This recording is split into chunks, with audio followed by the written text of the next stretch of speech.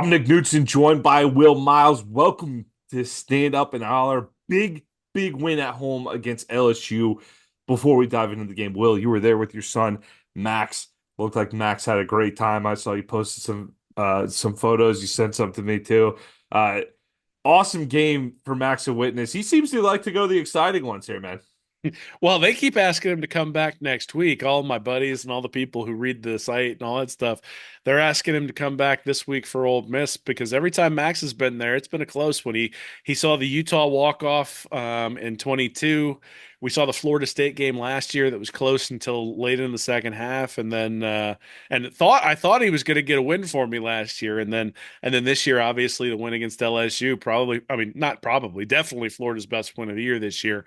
And yeah, he had an awesome time. The folks at the Harmonic Woods tailgate treat him right. They always make him feel like a king when he shows up, and then he gets to visit his grandparents because they live in town too, so that's always fun. But the big thing is I'll tell you that the thing he enjoyed the most was every time there was a penalty or a sack on LSU, he got to sing the "Move Back You Suck" chant. So not only did he enjoy it, but he sung it all night long because Florida 7 sacks, a lot of "Move Back You Sucks" for Max. Normally wouldn't get to say that word, especially not in front of his mother, but she definitely got a video of him enjoying it. That's for sure. What mama doesn't know won't hurt mama, Oh no, right? she Is knows. that I what sent it's it to her. I was like, no, no, no. This is a dad's weekend. He's eating Skittles and cotton candy and mainlining all the crap he can eat, and then he's singing "Move Back, You Suck." There you go. It was an awesome weekend. It's one of those things that makes you, even for a 5-5 team, makes you appreciate that I've got this in my life, right? It's something that he and I are going to share probably for the next 50 years, and hopefully for the next 50 years if I'm around that long. And it's that connection is something that Billy Napier can't kill, and Dan Mullen can't kill, and Will Muschamp can't kill, and Jim McElwain can't kill, and He's still listed coaches. All right. I mean, they can't, right? Like the reality is I've been going to these games now since 2006 with a family member. And in 2006 you win the title, you win it in 2008. You're like, "Oh, wow, this is so much better than when I was in school there and had to watch Ron Zook."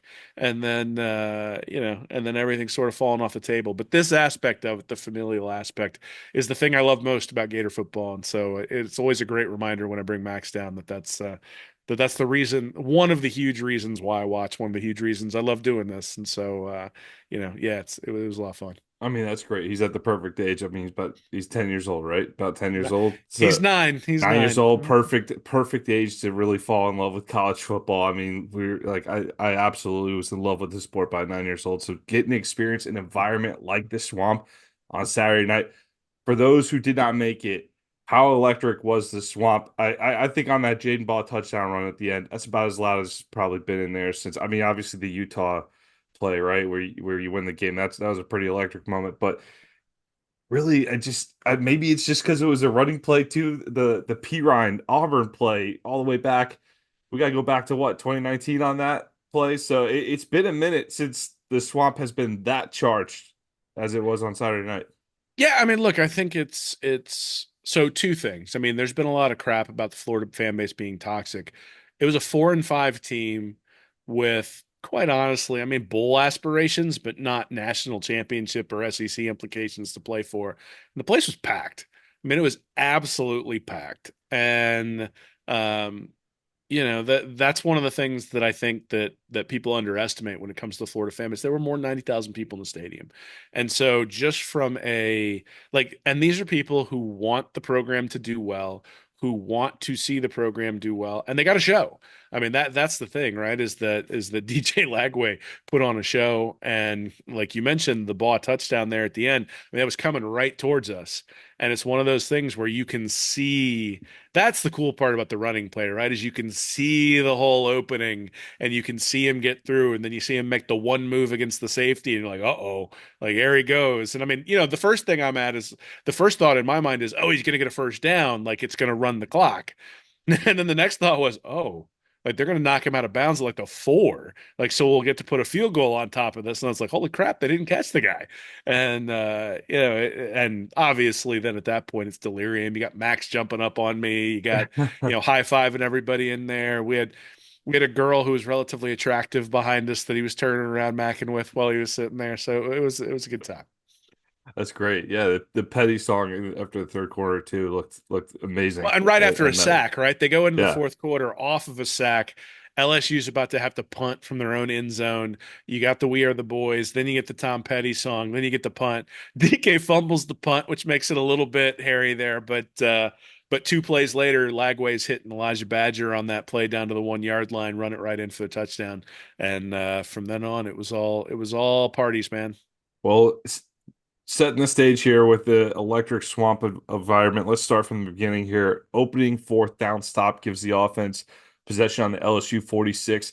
3 plays and 3 penalties later, Florida's possession, they punted, completely wasting awesome field position. Uh, field like it happened a couple times. Will didn't take advantage of a couple of solid field position plays there. So the next drive though, the 77 yards over the final 3 plays to put it in the end zone to go up 7-0. So that was going to be the story of the day for the offense. Really explosive plays, or not much. It's a little bit of it's really all or nothing offense throughout the day against LSU here. The rest of the first half was back and forth. Both teams go in the locker room tied at 10. Long field goal there by Smack. Smack comes out at halftime, hits a second long field goal, this time from 55 out, ties it at 13 near the end of the third quarter. After an LSU fumble, which was an awesome play. I believe it was stripped from the quarterback's hands. Offensive lineman picks it up, starts rumbling forward. And this is the type of there's always these crazy plays with LSU. Go back and watch any LSU game over the years. There's one crazy moment, and so many of these crazy moments have gone LSU's way, it feels like, over the years. So we're in the midst of a losing streak to LSU. This is the exact type of play. Oh, here we go again. Except the offensive lineman gets the ball stripped. Florida recovers. A play later here, DJ Lagway on one leg, mind you, climbs the pocket and rips a 36-yard pass to Elijah Badger, stretches for the goal line. Looked like he got in at first, but he was down. And Jackson punches it in from the 1 to give Florida the go-ahead touchdown. The defense does what it did all night.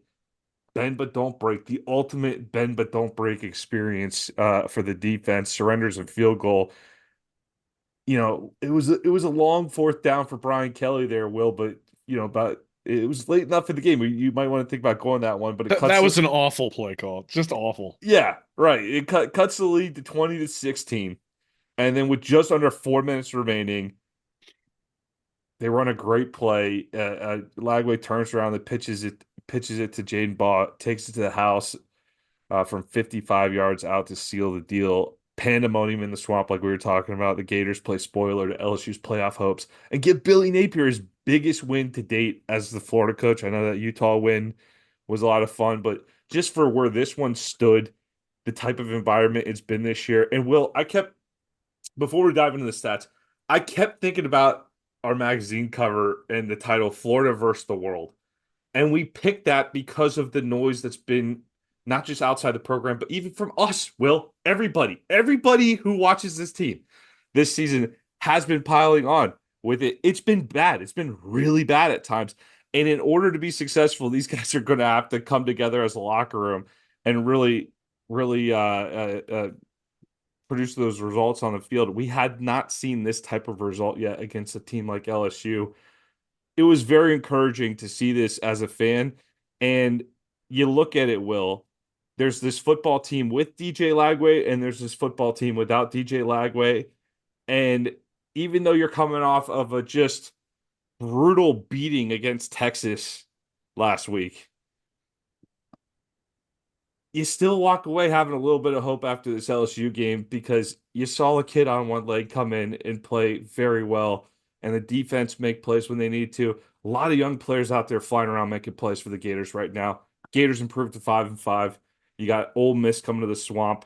So before we get too optimistic there, well, you got Ole Miss coming to the swamp next, and Florida State at the end of the year, looking good for a bowl game.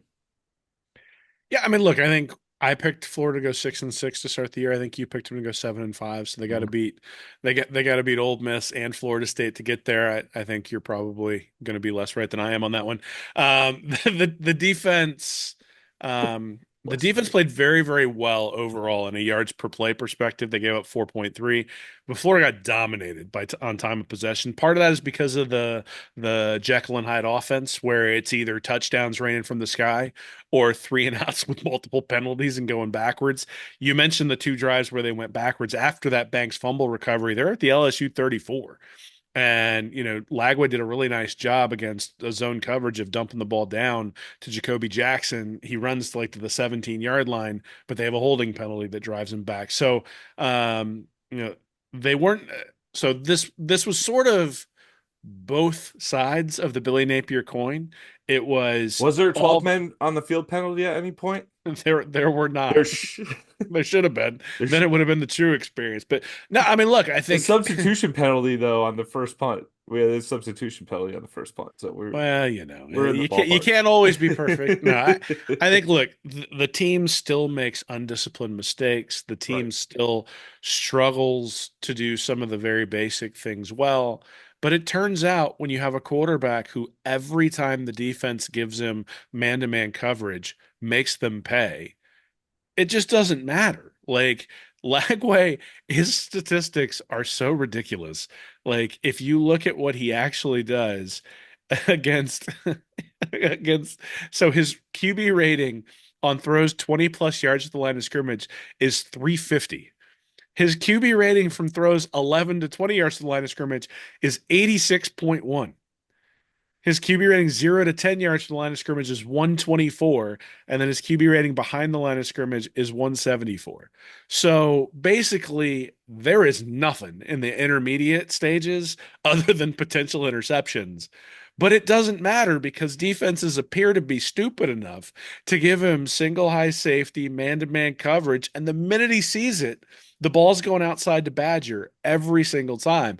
And it's funny because I went and rewatched it on the telecast. So they've targeted Elijah Badger a ton this half. It's because LSU kept giving him single high looks. And I don't suspect that Ole Miss is going to do that. I actually don't even suspect Florida State's going to do that. I'm not sure it's going to matter for Florida State because I think Florida's receivers will be able to win battles even if they end up double coverage down the field. But yeah, I mean, look, Lagway has a special ability to convert what most quarterbacks hit at 30, 40% of the time. He's hitting like 80% of the time. In fact, he threw a deep one to Badger where Badger kind of tripped and it went over his head. And I was like, he missed one. And then he threw one to DK later, and it was sort of towards the end of the field where I couldn't see. And so then they showed it up on the big screen, and the LSU DB had grabbed DK's hand. And I was like, all right. And they didn't call pass interference, but I'm like, well, he missed another one. It's like he missed two the entire game. He had one. I mean, even like you said They're on the not. second. There's some that are tough throws there too. Yeah. He putting him over people. He's like right along the sideline, right? So Like he's dropping them right in the basket on a couple of those so throws. what I will Unbelievable. say is live, what you can see is that he is not going like he knows what to do when the defense gives him a look that Hmm. he understands to start with. So if they start in too high and stay in too high, he knows what to do. If they start in single high and stay in single high, he knows what to do. He is still slow to process when the defense shifts. So when he gets a look pre-snap and it changes post-snap, the only play that I can think of where he was successful when something like that happened was he made a throw to DK on sort of an out route where LSU was in a single high look and shifted to a two high right after the snap. But that's the only time I can remember him doing that in the entire game. And you can really see it live. Like live, what you can see is you can see he's zoned in, half field reads, he's making decisions quickly, but those quick decisions are not always the right decision. But I was sitting there with Max, and there was a play where it was they had DK spread out, or not DK, they had Badger spread out wide, and they had a single high safety. And I go, watch this, he's going to throw to that receiver over there, and he threw to him, and Badger caught it, and Max looked over at me like, "How did you know?" And I'm like, "Because Lagway knows." Like he is an assassin when you give him man-to-man coverage, and I don't know that he's going to get a lot more of it. But the funny part is if you think about like air raid concepts, the entire concept of those sorts of things is to attack, to give yourself single high no matter what. And I think, or not single high, but to give yourself a one-on-one matchup no matter what deep. Now, kudos to the offensive line for being able to protect Lagway to be able to make those throws. And then kudos to Lagway for being able to manipulate the pocket to be able to make those throws. He only completed 50% of his passes. I didn't think he played great. I thought, considering that he had one leg, and considering he couldn't move from the pocket, and considering Florida didn't run the ball very well and didn't even try to run the ball very much, I thought Lagway played great. But I think overall, when you look at his performance in relation to like the Kentucky game and in relation to the Samford game, certainly, um, and even what he did against Georgia when he was out there with a full complement of his athletic ability, I think he's been better in other games. But this was one where you're just like the kid's got some magic, right? Like when it was 13-13, I was like, he's got this. Like he's going to bring it home. And that to me is the difference when you talk about hope. The difference is that I have an amazing amount of faith right now in DJ Lagway to bring us home. He did it against Tennessee and they decided not to go for two. He just did it against LSU and he had Georgia on the ropes until he got injured and he just obliterated Kentucky. And it's been a long time since Florida's obliterated Kentucky. So you take all of those things all in some form or other. And I think it suggests that, we do any evaluation that we do where we look at like, oh, well, Florida is 70th in yards per play and Texas is, or not Texas, and Ole Miss is first. Like you can't really do that analysis because you've got Florida with DJ Lagway and you've got Florida without DJ Lagway on the offensive side of the ball. So at least from an offensive perspective, there are only a few teams in the country that have an advantage at quarterback now over Florida. And you and I looked last year when you look at yard, and we were sort of going back and forth during the offseason. When you have an advantage in my stat, yards above replacement, when you see an advantage at the quarterback position, you win like 70% of the time. And so Florida, for the most part, has an advantage in at the quarterback from here on out. The only problem is they don't against Ole Miss.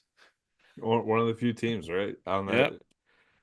Well, let's flip over the defensive side. We have all off season. We will talk plenty of DJ Lagway on this program. We have talked Nah, none of plenty. that. We won't talk about him at all during the offseason. We've talked plenty of DJ Lagway leading up to this moment. It's awesome to see it pan out, though. It's awesome to see like this guy's a true freshman. Will this just does not happen? This is not a normal story here. So it's awesome to see it at this level.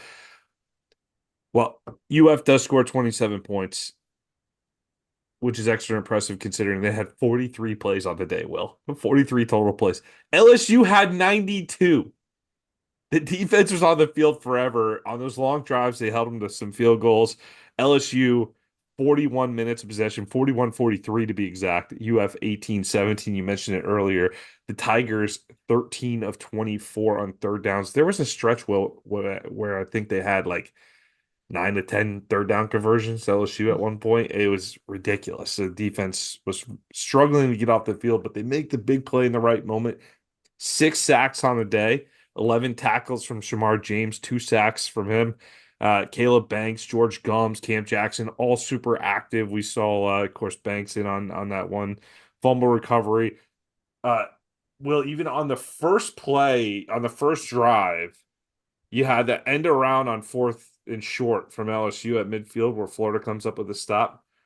Aaron Gates set the edge on that play. And he took out 2 Tigers that allowed Dijon Johnson to come up and make that tackle. So not only are we watching our DBs make some tackles this week against LSU, but they're setting the edge in some instances. Obviously, that's not the norm.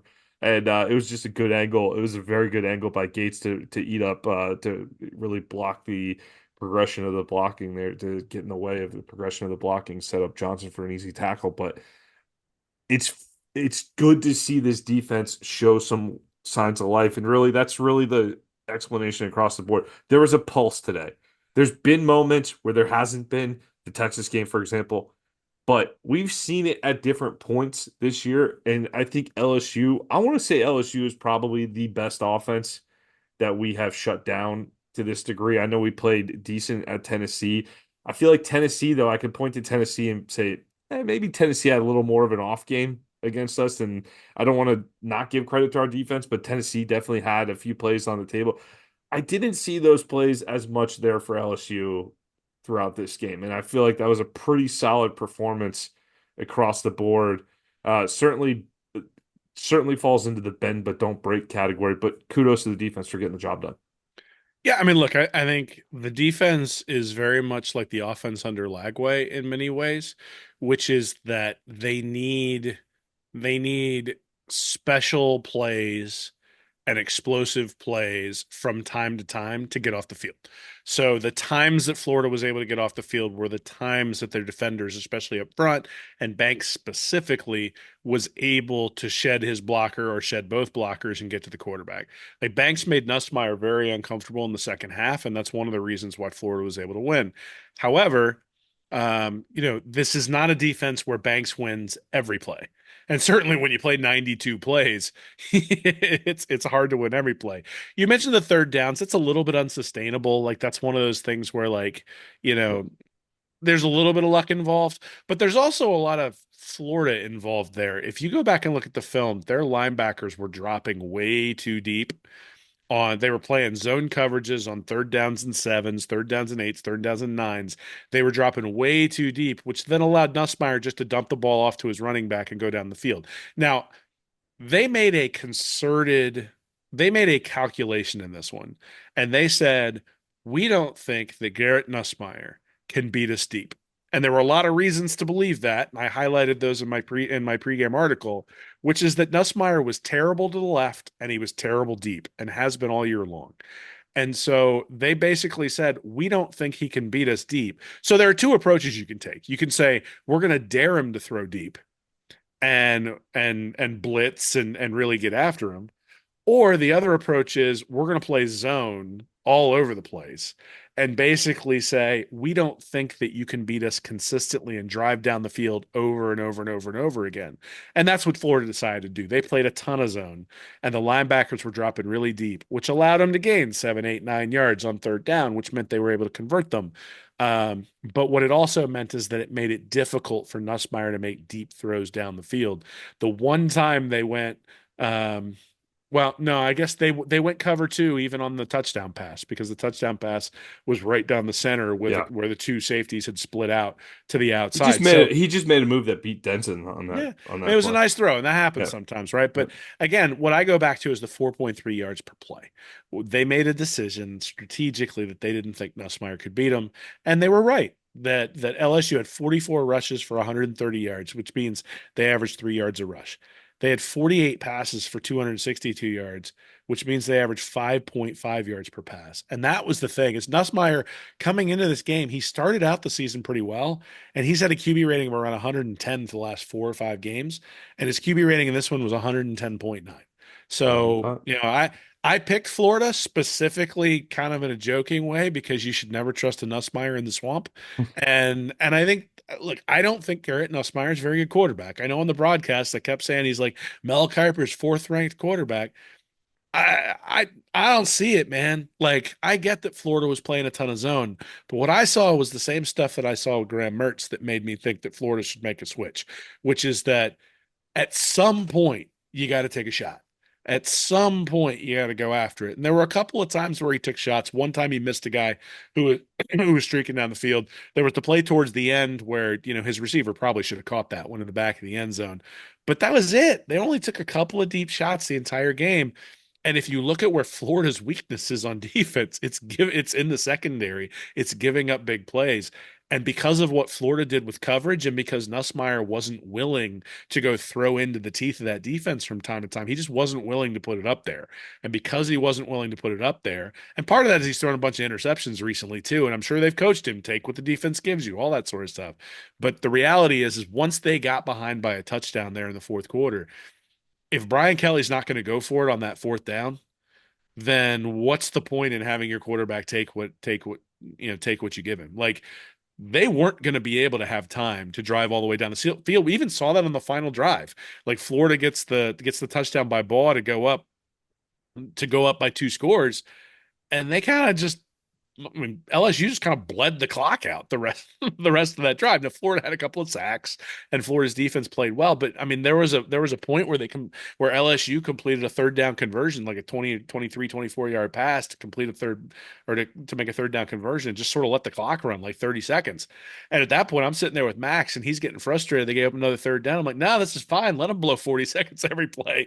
Like, who cares? So, um, yes, this is the best team that Florida has beaten thus far this year. But if you look at EPA differential, which is the thing I like looking at when I'm thinking about the quality of teams, LSU is right in the UCF, Texas A&M area. So Florida got waxed by Explain that stat for people who are not into advanced yeah, so stats. EPA is expected points added. So whenever you run a play, if you run a six if you get a 60-yard touchdown, obviously the expected points added on that play is 6, right? Mhm. But if you run like a 7-yard on 1st and 10, you get a 7-yard play. Well, there's a certain point expectation now that you're sitting 2nd and 3, 7 yards closer to the end zone. So what you try to do to evaluate teams is how good are they at adding value on every play and how good are they at taking away value on defense. And so if you take that differential, if you take the offensive EPA and the defensive EPA and subtract them from each other, you can get some really interesting plots in terms of team quality. And what it suggests is that Kentucky and Mississippi State are worse than Florida on that stat, and that LSU, UCF, and Texas A&M are better. So Florida now, but slightly better. So Florida and UCF has an easier schedule, and this isn't necessarily adjusted to schedule. But what that suggests is that Florida probably should have played better against A&M than they did. It suggests that and then Georgia's actually the next team. They're right next to A&M. So LSU, UCF, Texas A&M, and Georgia are sort of in a grouping, and then you got Miami, Tennessee, Texas, and Ole Miss in another grouping up top, and then you got Florida State way down at the bottom in the other end. And so what I think this suggests, and this is something I've even said on Stand Up and Holler now for probably 3 weeks, is that LSU was the team that Florida was going to get in this 4 game stretch. And the reason I said that is because I was looking at this and I'm sitting there going, when Florida's played teams on the far right hand side of the EPA plot, they've gotten just drilled. When they've played teams that are closer to them, they've had an opportunity. And I also think that Florida's EPA differential is a little bit off because it doesn't separate the Mertz and Warner from the Lagway. So I actually think they're probably in that group right now with LSU, UCF, Texas A&M, and Georgia, and that's why the game against Georgia was relatively close. That's why the game against LSU was relatively close, and that's why they were able to beat UCF. And obviously they played Texas A&M when Mertz was still playing, so I think they were further down on the totem pole. So all that being said, this was a game. This was the best team they've beaten. It's not the best team they've played, and they've played better teams, and those better teams have beaten them. So the I get the excitement. I understand the excitement, and I'm excited. I was there. It was so much fun to see the team and what it might be, and you could really kind of see the vision for what this team can be. Ole Miss is a different animal, and if they beat Ole Miss with and Lagway goes and lights things up, you've now made a statement in terms of what this program can be next year. And the decision to keep Napier, I'll eat some crow on that one. It's going to look really, really, really good if they run the table and beat Ole Miss and then beat Florida State. Look, it was a long overdue win. Long overdue win. This is the University of Florida. We should win these games. It feels good to finally win them, but much I mean, needed. this isn't a great LSU team, right? I mean, record wise, they're 6-4. Right. You got Brian Kelly like screaming at all of his players over on the sideline.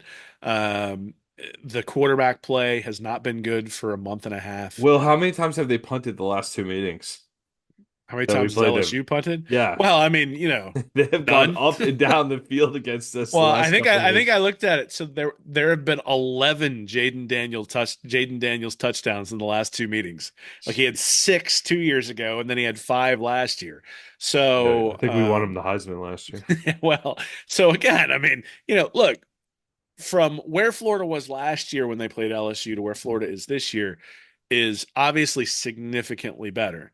But where LSU was last year to where LSU this year is a significant step back. And really, the difference is Garrett Nussmeier was the quarterback for LSU this year versus Jaden Daniels last year. And Graham Mertz was the quarterback for Florida last year, and DJ Lagway is the quarterback this year. That is the difference. And yeah, Florida's defense is a little bit better. I don't think it's like significantly better. I think it's better, but I mean, we do force a punt every once in a while, but I am not I am not willing to say they're that much better until they go out and they do this against a quarterback Those who's really good, and they'll have an opportunity this those week. were two relatively even matched teams on the field. It was 13-13 heading into the fourth quarter. That was a good solid game. Good Yeah. solid SEC And I game mean, down I that think, went and I down to th the wire, and Florida made more plays down the stretch and won the game. It was that simple. And it But was a freaking major home field advantage too. yeah, So look, I think those teams deserve to be 6-4 and 5-5, right. right? Yeah, at Which the end of the mean, day, you walk out of the swamp with a big win over a four-loss team, and a five-win team got a five-loss team got a loss over a four-loss right. team at the end of the day. So some perspective there, right? And again, this isn't a team that, a couple of weeks ago, obviously they had a good record. They had a rough start to the season. They won a bunch of games. That South Carolina win is looking even more impressive by the week that they went into South Carolina and beat them. So we've seen LSU have some good moments this year. This is not a totally down team. It's been a rough couple of weeks here with Alabama and Florida. But Florida knows something about a rough couple of weeks because we were down 42-0 in the third quarter at Texas not a week ago. Well, and So DJ Lagway wasn't the playing, so at the fight end of the bounce back, especially defensively, the bounce back was great. You had Lagway on the field, but players, fans, everybody needed a win like that. Billy Napier, especially, is good to see him have a big win in the swamp. But Will, before we move on from the LSU game, it should not be lost on anyone that DJ Lagway played this game on one leg. That left leg, it's not healed. There's 0% chance that that is not a pretty injured leg he's still playing on here. And he played the game completely in the pocket. So this is you're taking away one element of his game. Not that he's like a dedicated runner all the time. He's very comfortable in the pocket, but you have that ability to escape and make people pay. It keeps people a little more honest in that aspect of your games away. So you're playing kind of with one arm tied behind your back in some senses by not being able to run if you're Lagway. But they built a great game plan around him. He got the ball out quickly. I don't believe he was sacked on the day. And really, the cool part of this story is it's the type of performance that starts building the legend. And you sit there and go, hey, look, that freshman year got us to 5-5, but he played on one leg down the stretch, won a couple games, went pretty well. Like you see a difference. We've said it from day one with him. It looks different with him on the field. We know this team is flawed. And really, outside of the Tennessee game before LSU, Tennessee and LSU are the only two times we've been remotely competitive against decent teams this season. But the LSU game, this win could serve as some level of evidence that things might be pointing the right way. At least you can point to a tangible thing on the field, and it's not just we practiced hard this week or some other talking point off the field. You have a tangible thing to point to. And that's what this LSU game, I think, should represent. So, luckily for Billy Napier, there's a massive opportunity to go out there and do it again this Saturday. And that's something that this team has struggled to do during the Billy Napier era is have two good moments in a row. And so if you can show that you can do something that has eluded you your entire time at Florida, boy, you can get some people back on that bandwagon pretty quickly if you go out against Ole Miss and do something like that on Saturday. Yeah, I mean, so all season long, I've been talking about deposits and withdrawals. And my issue with Billy Napier this entire time has been that he's made so many withdrawals that it wasn't clear to me whether he could make enough deposits to be able to win back me, to win back you, to win back the rest of the fan base. And the Strickland vote of confidence I think helps with recruits, but it doesn't really help with the fan base. The fan base is still sitting there going, all right, we're all on the fence at best. And I think most of us sort of understand that some of the changes around college football might be dictating what's going on with Napier more than is he really the guy who's going to lead him to the promised land. But look, he has recruited a quarterback that I am thoroughly impressed with. And so am I would I like to see a change? Would I like to have seen a change? Sure. But am I willing to see this one out because you've got DJ Lagway? Absolutely. But here's an opportunity to make a giant deposit. And the problem is that deposits don't come in the form of moral victories, right? Like the fan base is fed up with, I mean, I think most people expect Florida to lose. I think if Florida loses close, people will say, wow, they've made a lot of progress. But it's sort of the same thing with the LSU team. I mean, it's a 6-4 solid SEC team. Florida should beat solid SEC teams. Florida should be competing with elite SEC teams and quite honestly beating elite SEC teams if everything's going well. And this Ole Miss team is an elite SEC team. Yards per play, they're the number two offense in the country. Yards per play, they're the number five ranked defense in the country. They are the best country when it comes to yards per rush against. They are the number two ranked offense in yards per pass. They're averaging 10.9 yards per pass. Jackson Dart has a QB rating of 188.6. He's got a yards above replacement rating of 3.1, which is above Heisman level considerably. Lagway for his season has a yards above replacement of 2.6. So Lagway is playing great. Lagway is awesome. But Dart has been better and has been better all season long. Now, the one thing I will say is this is an Ole Miss team who lost to Kentucky in a game that Kentucky dirtied up. And this is a team that can be had, but in the games where they have lost, Dart has been sacked a ton. He's been harassed a ton. He's had a lot of he's had a lot of he's had to run for his life quite a bit. He likes running. But in the games where they've struggled, in the games where the offense has struggled, he's been on the run quite a bit. So that's going to be the challenge for Florida. Is this is a game where I don't think DJ Lagway wins it. I think they're going to have to bring Dart back to Lagway. So if you look at the Kentucky win or the Kentucky loss, 13 rushes for 22 yards. You look at the LSU loss, 15 rushes for 27 yards. And if you look at his QB ratings in those, he was 160 against Kentucky and he was 117 against LSU. You get in his face, just like any quarterback, you can make him ineffective. The problem is he's had a QB rating of 171 against Oklahoma, 284 against Arkansas, 183 against Wake Forest. I mean, now they haven't played, you think about Furman, Middle Tennessee State, Wake Forest, Georgia Southern is how they open up the season. So it's not like they played the same schedule that Florida has. Then you got Kentucky, South Carolina, LSU, Oklahoma, and Arkansas. They played Georgia last week, get that, or 2 weeks ago, get that win. But that's really the first quality win on LSU's schedule. So that's the question, right? Are the stats that I'm citing schedule oriented, or are they really SEC stats? Or are they, hey, we beat up on Wake Forest and we beat up on Kentucky and South Carolina and Arkansas? And that's a fundamental question that this team has to answer. But I think based on some of the advanced analytics, this is I would say by a pretty significant margin the best team that Florida's played so far I this was year. about to ask you that question. Is this the best team that Florida has played? We played Texas, we played Georgia. Ole Miss looks to be the best team we have played this year, in my opinion, as well. Yeah, I think So, Texas, Miami, and Tennessee are in sort of a space together. I think mhm. Ole Miss is in a different league.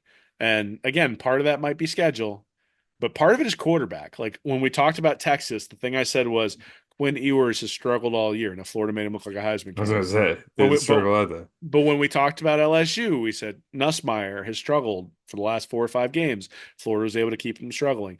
Georgia, it was the same thing. Beck hasn't been able to stop turning the ball over all year long. Florida was able to get him to turn the ball over. Tennessee, it was Nico. He's been okay. He hasn't been great. And against Florida, he was pretty bad. And so when Florida has been successful this year on defense, they've been able to stop quarterback. They couldn't stop Cam Ward. They couldn't stop the A&M backup. They were able to stop Beck for the most part. They were able to stop.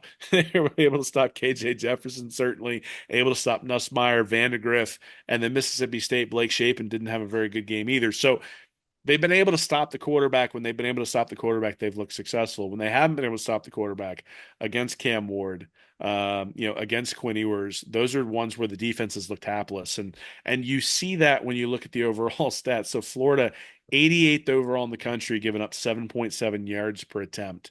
73rd overall in the country, giving up 5.6 yards per play. That's better than they've been the last 2 years, but that's still a bottom third defense in the country. And so, there's been a lot more ups than there have been the last 2 years, but the downs have been just about as significant as they were the last 2 years. And that's the fundamental question, right? I think this offense for Ole Miss is better than the Texas offense. And the Texas offense made Florida's defense look like Swiss cheese. So, what are they going to do to make sure that that doesn't happen again? And is it really that they had so little faith in Aiden Warner that the guys just sort of packed it in? Or is it that and that DJ Lagway makes that big a difference in terms of leadership and being out there and giving them hope? Or is it just fundamentally that when they play a team with an explosive offense and LSU ain't it and Kentucky ain't it and UCF ain't it, that when they play a team with an explosive offense, they're just as helpless as they have been in the past? And that is an answer we are going to get this weekend because the defense has looked as good as it has, you know, other than that Texas game. I mean, look, what, 5 of the last 6 games, defenses look pretty good. You figure they were embarrassed by the Texas game. If they were embarrassed enough by that game, there's a home game in the swamp against one of the best offenses Senior in the day. country. Senior day, you have an opportunity to prove something. And the question is, are they going to be able to do it? I think, the fundamental question is not, is DJ Lagway going to be able to outplay Jackson Dart? The question is going to be, can the Gator defense bring Jackson Dart's performance level down below that of DJ Lagway? Because I think if you push the pedal down on both of them right now, Dart is a better player. Now I think 3 years from now, DJ Lagway is going to be a better player. But if you put the accelerator pedal down for both guys right now, Dart is a better player, and you can see it when you start looking at his QB rating for different distances. So he's 272 at 20 plus yards, which is still below Lagway, but elite. He's 229 between 11 to 20 yards. He's 165 0 to 10 and then 132 behind the line of scrimmage, but they barely throw behind the line of scrimmage. And so that 272 and 229 at passes that go more than 10 air yards is really the place I want to focus because that's where Florida has struggled the most. So Florida, you think about the guys streaking behind the DBs that Nico wasn't able to hit in the Tennessee game. Certainly, Nussmeier had a couple opportunities to hit those plays as well. And then you think about the Texas game where guys were just roaming free. Not only were they able to create confusion, but when they did, Ewers was able to make the play. Dart's going to be able to make that play, and so Florida's going to have to really be on their game to bring him back to earth. It makes you want to beat them a little more when you can probably tell that Jackson Dart refers to himself in the third person. I would think that's probably true. I don't know that on authority, but You don't like the I eye black, the single I could eye see black? Jackson Dart calling himself Jackson Dart quite frequently. But he look, he's had a great season. The fact that we're even comparing a true freshman to one of the better quarterbacks in the SEC is quite exciting. But this whole Miss Indicates offense, that maybe he shouldn't have played one out of every 3 series in the first few games. we could talk about it. We got all offseason to talk about that. So, but Jackson Dart in that offense, they certainly headline this team. But I think the biggest story for Ole Miss this season has just been that defensive front. They really committed to that. Kiffin talked about that after the win against Georgia, where he said that game inspired them to go out and get the defensive line that they really needed. And they've had Walter Nolan up there, certainly former Gator Princely is over there as well. So we have seen what Princely is capable of. The rest of this defensive line will, though. How are we feeling about a ferocious defensive front coming after a quarterback on one leg? Uh, I'm I'm not feeling great about it. I think Lagway will do a decent job of making sure that he doesn't take hits.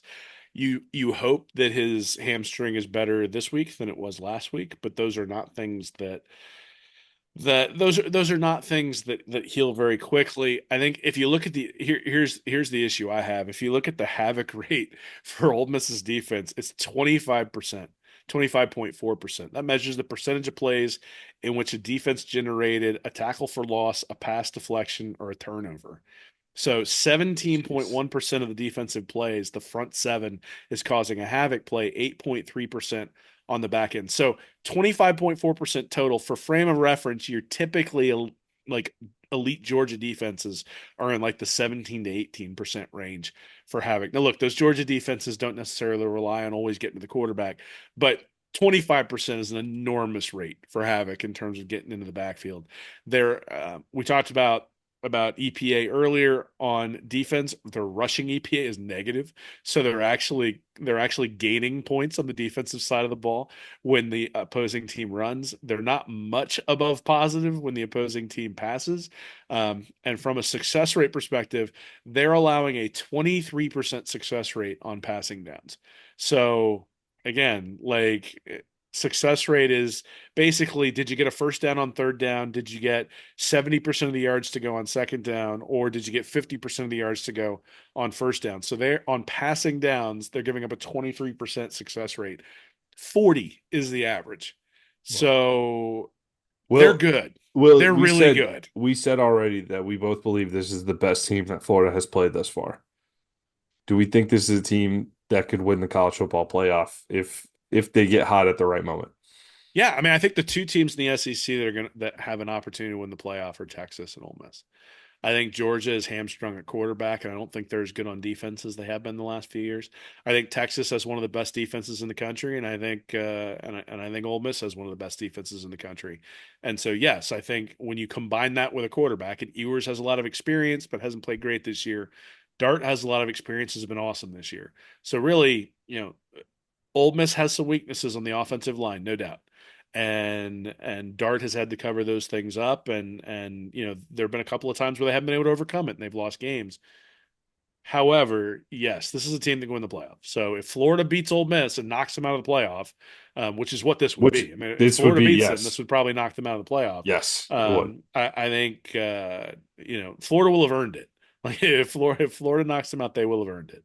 Billy Napier not knocking Lane Kiffin out of the playoff would be quite a storyline around Bit of Gainesville. irony. Bit of irony. Yeah, that would be awesome. So Ole Miss top tier team coming in here on Saturday. So that's going to be a tough chore following the big win over LSU. So I'm going to enjoy the LSU win all the way up until kickoff on Saturday, and then hope to see something different than what we've seen in other against other teams that play at this level. But to this point, we've seen what this Florida team does against these top tier teams. It hasn't been pretty to this point. Let's see if some of that Lagway magic can take hold on Saturday in the swamp. Will, one of the other benefits here from the big win and Billy Napier's confirmation that he is staying for 2025, recruiting is finally starting to pick up. We flipped the number one kicker, Evan Noel from Arkansas. Daniel Pierre-Louis, a three-star offensive lineman, has been committed to Florida State for a while. Flips. We're also rating the Florida State class for quarterback Tramell Jones out of Mandarin High in Jacksonville. Certainly, he was a prospect that was looking at Florida earlier in the process. So good to know. We got a little future at quarterback coming in there, and then a big boy, former Georgia commit, three-star defensive lineman Stefan Shivers. By the way, I'm getting all these stars from 24/7 Sports. Um, 6'4", 365 pounds. So some more beef coming up, uh, coming in along that defensive front. Yeah, so have you seen any of the Shivers Running back highlights flips. when he's a running back? That is Yes. just freaking awesome. If you haven't seen it yet, folks, you need to check it out. Yes. He is an enormous dude, 6'4" and a half, 365, and they put him back. It ain't like Refrigerator Perry where Yeah. they put him back He's there moving. where, well, but it's not like they just put him in at the one and let him run over a Yeah. DB. Like there was one play where they give him the ball and it's like they're at their own 20 or something, and he runs through the defense and you can see the safety decide he's going to save himself and just ole and jump out of the way as he comes in. So he ends up running for like, I don't know, 70 or 80-yard touchdown, and it's just and it is not a big man touchdown, right? Like it is. Well, He's an athlete. what's his safety in high school football way? Like we're looking at 165, I 170 mean, going up it against 365 coming at you. honestly, it looked like a high school football player running at max. Like that's what it looked like running at a 9-year-old. That's what it looked like. So, Yeah. so I'm not entirely sure why he's a 3-star. I find it really interesting though. You think about Tramell Jones, you think about Shivers, then you think about Pierre Louis. Florida's average player rating's actually gone down with those three commits. It's now at 89.55. But overall, they're ranked 27th in the 24/7 composite. So people were making a big deal about Billy Napier being like 50th or 52nd in the overall recruiting. And I think big picture, and this is something I wrote about because I wrote about when Strickland's vote of confidence came out, I wrote about recruiting Right. in that thing. And one of the things I said is that them being at 51st is a mirage. That as they add players, they're going to jump over the Rutgers of the world and the SMUs and the Arkansas because those teams don't have high quality players to begin with. So Florida at 89.55, that's okay for recruiting. It's like it's going to end up being around 12th to 15th probably. Now look, there's been a lot of chatter about them spending a ton of money on recruits and the money they weren't going to spend on buyouts now using that for recruits. And remember, it's not just Napier's buyout that they would have had to come up with. It would have had to be all the excuse me, all the assistant coaches too. Yeah. So you're probably looking at like a $30 million war chest that's sitting there. And so guys like French, the five-star the five-star wide receiver, there's guys out there. There's three specifically that we talked about on Gators Breakdown this week. So Dallas Wilson out of Tampa, a five-star wide receiver who's committed to Oregon. Can you get him to flip? Solomon Thomas, the five-star offensive tackle out of Jacksonville, who's committed to Florida State. And who the hell wants to play there right now? And and then obviously um, uh, French. I can't remember where he's Also from. out of Mandarin Out of Mandarin. There with you go. Tramel So Jones. Yes. so, you got French out of Mandarin. So, if you add two five-star wide receivers and a five-star offensive tackle to this class, now we're talking about guys who can contribute as true freshmen and go out there and play. And that, and then you start supplementing in the transfer portal, and the team looks very different next year. So, again, I think, um, Will, do you think this is an angle I haven't heard discussed too much out there? What was happening this time last year with our number three rated class? It's getting eh, rated, right? And they put it together early and they had to play defense down the stretch and it got rated. Do you think now, obviously, I think the real answer is the status around Billy Napier has been so uncertain, they haven't been able to lock some of these guys down. But obviously, the staff stayed in touch and they're able to lock some guys down as soon as they get the go ahead for 2025 and maybe access to a little more money to lock down some of these commitments. Do you think part of the strategy might have been that, hey, we put our board out really quickly last year and had to play defense all fall? We're going to sit back and we're going to be the ones picking at people at the end. I mean, I'm not really at a place where I'm going to say that's the strategy. I also don't think that's necessarily a great strategy because the only program that got rated last year was Florida's.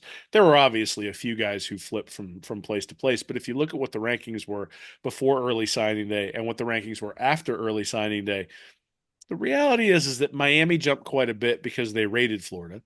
But and Florida dropped quite a bit because they were rated. But other than that, it was pretty much the same cast of characters up there at the front. Like Georgia didn't have any trouble holding on to guys. LSU didn't have trouble holding on to guys. Alabama didn't have trouble holding on to guys until Nick Saban was gone. Ohio State didn't have trouble holding on to guys. So I think the answer is probably that is the strategy they're having to use because it wasn't clear that Billy Napier was going to be around in 2025. This House settlement that's come in also wasn't necessarily on the horizon either last year and certainly early on this year. It sounds like there's going to be some mandatory funds that you have to spend from a revenue sharing perspective this year, which probably is going to slow down the coaching carousel overall. But sure, I mean, if Auburn fans get antsy and their boosters get involved and Freeze goes somewhere, there's been a lot of talk about Brian Kelly and what his future might be. I mean, those are teams that right now are ranked fifth and sixth in the country, have 4 5 stars committed total to those guys. Miami has some really good players as well. What happens if the Hurricanes start to fall apart? And if those are Florida guys, and that to me is the big thing is we've always sort of talked about having the circle around the state of Florida. The best part about Wilson and French and Thomas is those are Jacksonville guys, like or Tampa guys. Like those are the guys Florida has to get. So these are guys who want to stay home if the money is equivalent. So, if Florida has the ability to keep the money equivalent, then yeah, go flip them. And the reality is for Billy Napier, he can build depth all he wants, and he's found some decent gems in there a little bit lower down on the ranking board. You think about ETN, his freshman year, Shamar James, I think was ranked like 50th or 60th overall. But if you look historically at folks who contribute as true freshmen, It's the 5-star guys. So if he signs 3 5 stars in addition to Vernell Brown, and all 4 of those guys contribute next year, so there's a couple of things there. One is that you've now got the same hope that we're talking about with Lagway, where you've got Lagway coming back with all those guys in year 2 in 2026. But the other part is that then papering over the holes with the transfer portal looks to make a lot more sense. The problem that Florida State's had this year is that they didn't have that underlying level of talent that they were supplementing with the transfer portal. They had Jordan Travis, and they decided to go all in on the transfer portal. And when all those guys in Travis left, there wasn't anything left in the cupboard. And so that to me is what this class is about. This class is about raising the high end level of talent so that you can go hit the transfer portal hard. I'm actually really interested to see what Florida will do there too, because if you remember, Ole Miss last year went and raided the portal before early signing day. They recognized they weren't going to be able to flip a bunch of guys, that they had funds that were burning in their pocket, and they had to make a choice: transfer portal or 2024 recruiting class. I'm not sure that Florida has to make that choice. I think there might be enough money around this year that they can be aggressive in both areas, but I will be fascinated to see if they go out and strike really quickly. And that again is one more reason why you wouldn't make a change at coach, because if you're going to strike quickly, you want to make sure you got somebody in place. I'll never say no to a 5-star receiver, but I'd love to see them invest those funds along the line of scrimmage, both lines of scrimmage. I mean, I think yes, but the question is where, right? Like, is where do you get him from? Like, are you better off bringing in a guy who maybe was underrated in high school and has proven himself at either a Power Four school like an Illinois or a Kentucky or whatever, and then just saying we're going to get this proven established guy by giving him more money? Or are you better off bringing in the Solomon Thomases of the world and saying long term? I think there's a blend, right? And that'll be the question: is does Florida really have the ability to make it rain? Or or is Florida just basically getting to be equivalent to everybody else out there, right? Like, is Florida really going to be able to play with the Oregons and the Alabamas and the Ohio States of the world in terms of funding? Or is Florida going to be playing with the A&Ms and the Oklahomas and the Notre Dames and the USCs in terms of funding? And we'll see, because I think if you see top tier talent come to Florida, like the 5-star guys flip and come to Florida, then you know they're out there outbidding people. If they're adding guys in the 200, 300, 400 range, then it's something where they're at least trying to be judicious with their funds between the portal and the 2025 class. And so Do you you think know the 25 class, what we see in the 25 class, will be indicative of what we'll see in the portal in that sense? That if they go heavy on a couple guys in the, like, let's say they lock up Thomas, right? They lock up one or two other 5-stars. Do you expect them to then see another couple big names in the portal, or do you think if you see more of that mid-level trend so I don't down know the what stretch here in recruiting, you'll see that mid-level trend continue in the portal? So I don't know what to expect, because they haven't really done what I've expected for the last 3 years. And they've been a little bit slow on some of the things that I thought they were going to be a little bit more aggressive on. I think the tell will be that when the portal opens before signing day, are they aggressive before? So, like, I don't think it's the 2025 class portends the portal. I think the portal portends the 2025 class, because the portal is going to be open and you're going to be able to spend money right when it opens. And if they're limited in their funds and they're like promising things to guys in this 2025 class to try to get them to flip, then they're not going to be able to strike on the portal, right? You're sort of playing this, hey, who do we think we can get? And so if they're bringing in a bunch of guys in the portal after early signing day, then that suggests they had some fund limitations. If at least, it's not like a guy they bring in late December is a bad player.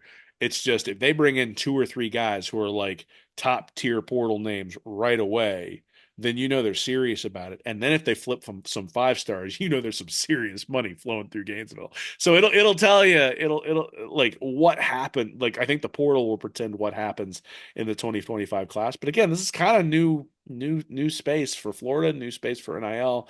The revenue sharing stuff that's coming on the back end is different. Schools are going to be impacted by that differently. Certainly, there are Title IX implications in terms of schools paying for players directly for play, and how does that relate to women's sports and those sorts of things as well. So I think there's a lot of stuff that the athletic departments and the programs have to figure out when it comes through all this stuff. But if you're a football fan, you don't care about all that other extraneous crap. What it really boils down to is, did they get the guys they wanted in the portal at the weak spots? Right. So you think about safety, that's one spot. You think about with some of the guys that are leaving from the offensive line, that's another spot. They're obviously going to have to replace Banks and Jackson or not Banks, but I think Banks is under year eligibility, but they'll have to replace Jackson. Jackson and Yeah. Slackman. They're on the defensive line. Like there are spaces where Florida, I think, is comfortable with who they have coming back, and I think there are spaces where Florida knows they need an upgrade. And so if you see them get high profile guys early on. The other thing is there were a bunch of guys they brought in through the portal last year from Alabama. They had Jameer Grimsley. Cormani McClain came in obviously after having been at Colorado. So those guys may end up maybe showing some stuff in practice that gives them some confidence to go after some other spots. But I would say if before early signing day they've got three guys, and I need to go back and check the dates because last year the portal opened before early signing day. I'm not entirely sure that's true this year. And so depending upon what those dates are, basically what it comes down to is if they spend heavy, and you can tell they spend heavy when the portal opens or when the early signing day opens, and then that continues, that tells you that they really did pony up and use the buyout money to give Napier an advantage. Early signing day is Wednesday, December 4th through Friday, December 6th. So that's right before the SEC championship. And portal, it looks like trying to pull up in a day. It's right It's like, around there. It's within the week. yeah, but I think it's like right after Thanksgiving, December isn't it? 9th. Oh, okay, so it is after. So, Yeah. so actually, that might make it a little bit more difficult, And we'll right? Is that close December 28th. yeah. So they're gonna have to make, but they're gonna have to make a choice, right? Because those kids who are gonna flip early signing day are not gonna make a choice to wait and say, well, let me see who you get in the portal. And the kids in the portal aren't gonna sit there and go, well, yeah, I'll take a discount to come there because you were able to sign a five-star kid from Jacksonville. Like, so they're gonna have to figure out. So the problem Florida has had, I think, historically, has been that they just haven't had the funding that everyone else has had for whatever reason. And I think part of it is they've also misallocated some of the funds that they have had. I mean, the Rashada thing is sort of part and parcel of that. So you combine all those things together, and it's been a little bit of a mess. We'll see if they've got it all together. We'll know. By the way, Rashada, Arizona State in the hunt for a Big 12 championship right now.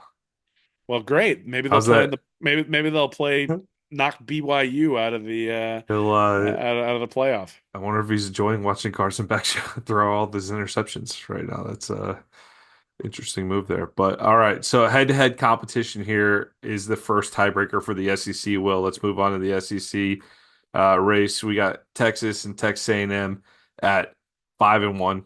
That game is going to be massive. Have you seen the ticket prices for the A&M and Texas game? It's insane. They don't like each other very much. It's crazy. So they're renewing that rivalry for the first time in 10 years, SEC, and you got the SEC title game on the line.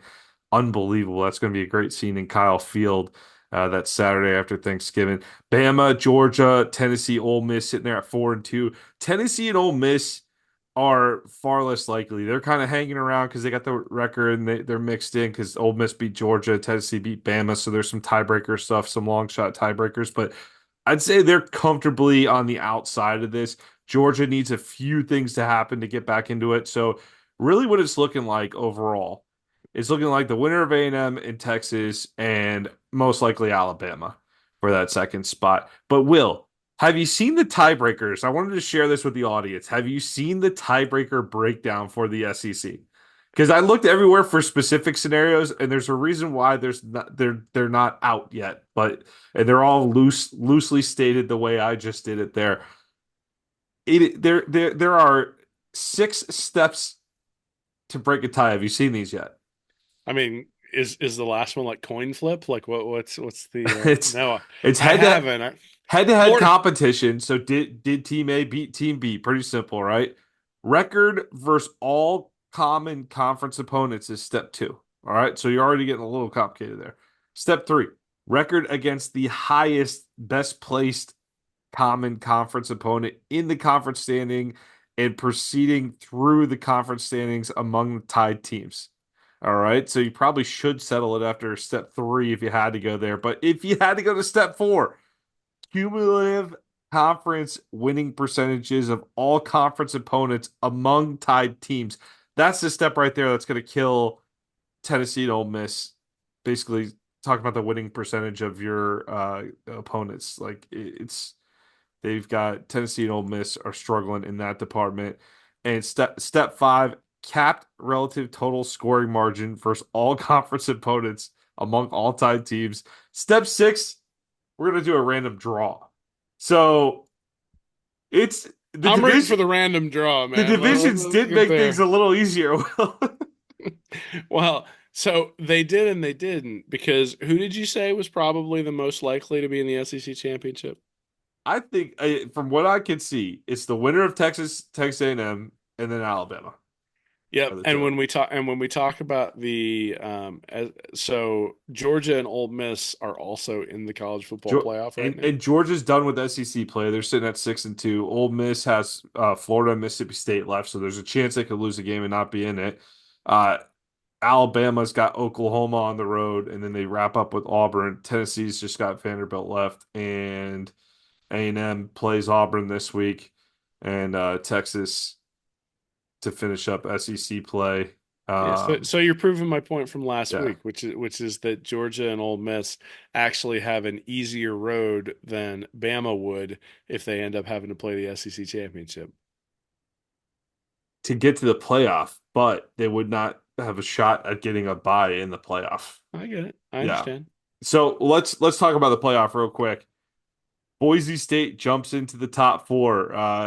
BYU loses to Kansas, so they lose that four spot. So you got Oregon at one, Texas at two, Miami at three, Boise State at four. Why is Boise State four when they were 12 last week? They're the fourth ranked highest ranked projected conference champion. So they could jump one of those P4 teams, which they did BYU in that slot at 12. They're the projected Big 12 conference champ right there.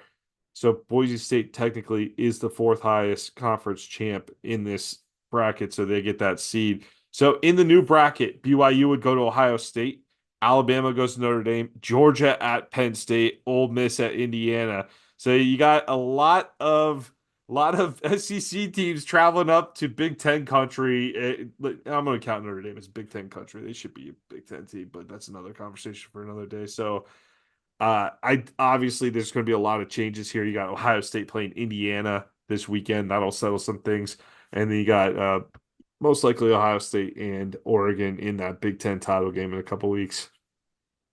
Yeah, I mean, it's all going to settle out in terms of what's going on with the major conferences. The issue is that you're going to end up with teams that don't deserve it, sitting there in the 11 or 12 spot. Like BYU loses to Kansas and loses their bye, I suppose, but they're still in the playoffs, still have an opportunity to win the title. Obviously, Miami loses the other day to who the hell they Georgia lose to? Tech, Georgia Tech, and they're still sitting there with the 3 seed. Now that is assuming an ACC championship. right?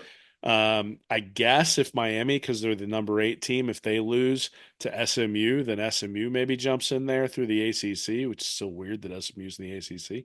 Hell, there's even an opportunity that Colorado maybe comes running out with Dion, and Colorado and, is and tied with BYU right now for the lead in the Big 12. that would So at least be entertaining. I'd love to yeah, see Hunter and Shedeur Sanders play in the playoff.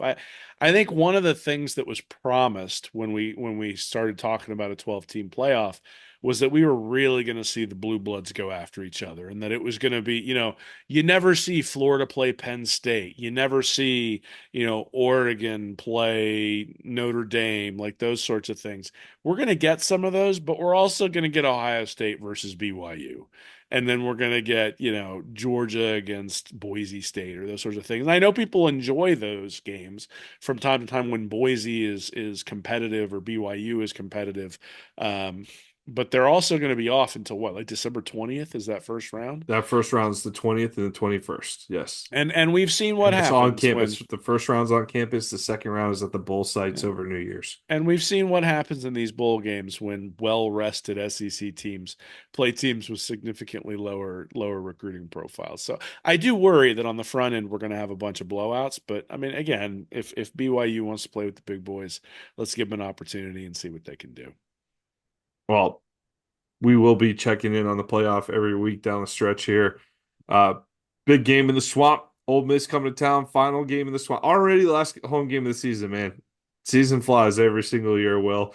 I'm glad you guys got a chance to go to the game. I'm glad Florida hooked a 9-year-old kid in a little bit further, right? I think he looked like he had a blast, so Didn't he take a whole lot. gets a little more hooked into Florida football. So I'm happy for you guys on that one. So great win over LSU. Great experience in the swamp. Hey, enjoy the week, Gator Nation. You deserve it. It's been a rough ride. It's been a rough ride. So when you get these moments, just take a minute, take a breath, enjoy the moment before diving back in on Saturday. We hope you have a great week, everybody. Go Gators, beat Ole Miss. Hey, everybody. Thanks for listening to Stand Up and Holler. If you're interested in more information from me and Nick, you can go over to readandreaction.com. You can like and subscribe our YouTube channel here at Read and Reaction, or you can go to patreon.com/readandreaction to support us, get extra information, and we do Ask Anythings over there every once in a while as well. So check us out. Thanks for listening.